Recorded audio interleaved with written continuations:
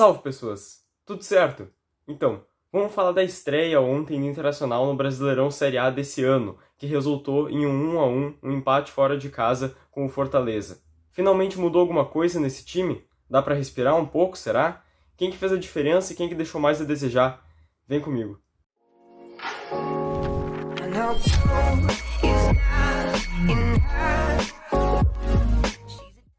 Queria primeiramente pedir perdão a vocês, especialmente os espectadores gremistas, por não ter conseguido fazer o vídeo de análise do Grêmio e ABC pela Copa do Brasil. Eu realmente fiz todo o script aqui, falei do Soares estar fora, de como o Grêmio jogou a partida, mas não consegui tempo para fazer o vídeo, então perdão por isso. Mas em compensação, se tu é gremista ou te interessa pela repercussão das partidas do Grêmio, as notícias principais, as análises feitas, fica ligado, porque hoje às 20h30 eu vou participar do pós-jogo do Grêmio e Santos pela Série A, primeira partida do Tricolor na Série A, hein? Então fica ligado porque vai ser no canal Bate Fundo Esportivo e eu vou estar falando um pouco sobre a partida lá.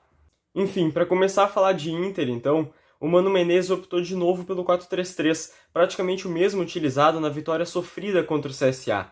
Naquela partida, depois em coletiva de imprensa, o Mano criticou o meio de campo do 4-3-3, dizendo que era fraco e que prejudicava as transições, mas ele acabou reutilizando isso, utilizando a mesma estratégia novamente e insistindo nela. Dessa vez com o Igor Gomes na lateral direita, no lugar do Bustos, que está lesionado, e com o Alemão no ataque, no lugar do Luiz Adriano.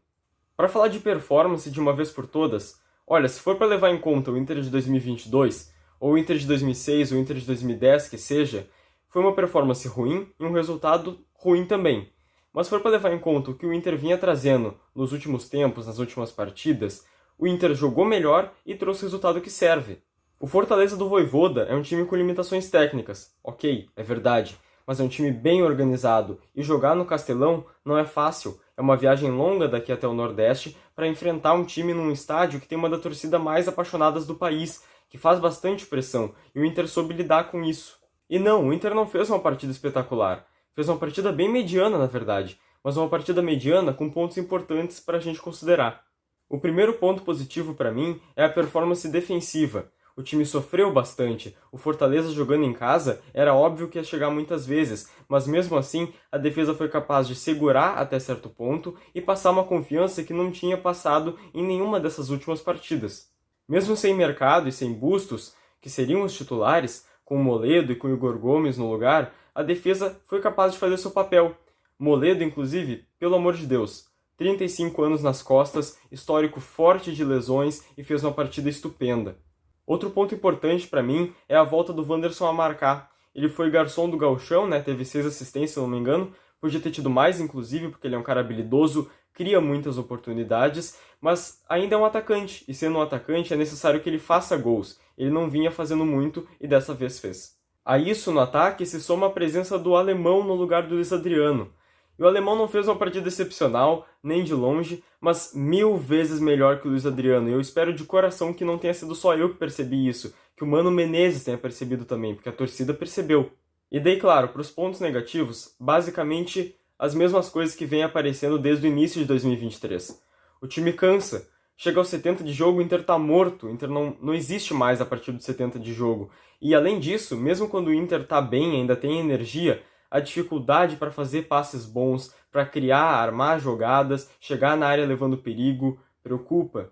Em síntese, do jeito que o Inter tava, com os resultados que estava tendo, especialmente contra o Caxias e contra o CSA, eu esperava uma vitória tranquila por, 3, 4-0 do Fortaleza.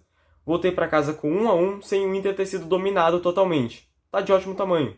Então, na minha opinião, é um resultado que sim, permite que a torcida respire um pouco e permite, inclusive, que ela pense que algo aconteceu lá dentro, que algo aconteceu nos bastidores para que o Inter melhore de alguma forma, que ele siga melhorando nos próximos dias e que se faça um time respeitável. Não é o suficiente para vencer nada, é óbvio que não, mas eu quero ver progresso. Eu quero poder assistir as partidas do Inter sem sentir que a cada dia que passa o time só piora. E eu pude não ter essa sensação horrível no jogo de ontem. Para começar a falar de performance individual, então, eu queria falar um pouco sobre o goleiro John, porque eu acho que ele é um aspecto importante a tratar que eu ainda não mencionei nesse vídeo. Eu acho sim que o goleiro John falhou no gol do Fortaleza, mas no geral a partida que ele fez me agradou.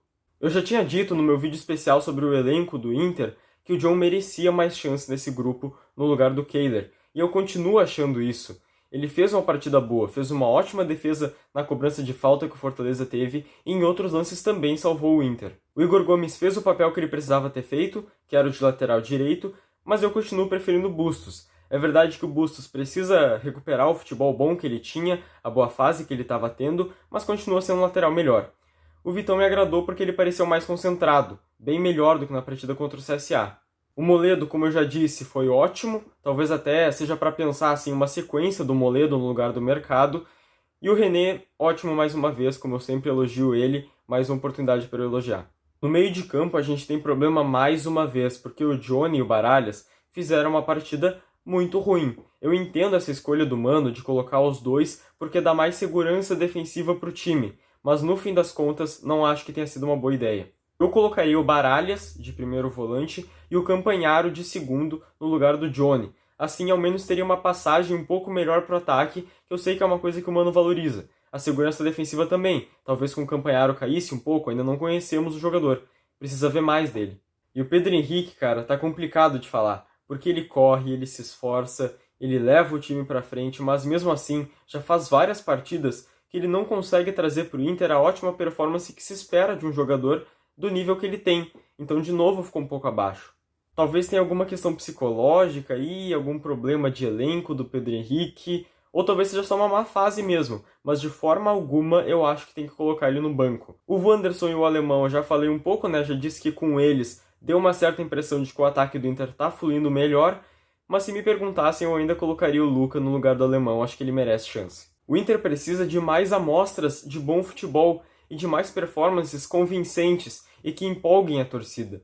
Agora vai enfrentar o Metropolitanos em casa pela Libertadores. É um time da Venezuela, que tem várias fraquezas, é uma oportunidade perfeita para meter uma goleada e fazer tudo isso que eu tô falando aqui para vocês. Mas vamos ver o que acontece.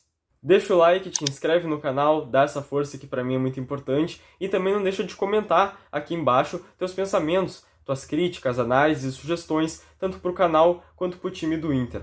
Acho que por hoje era isso então. Até mais. Tchau, tchau.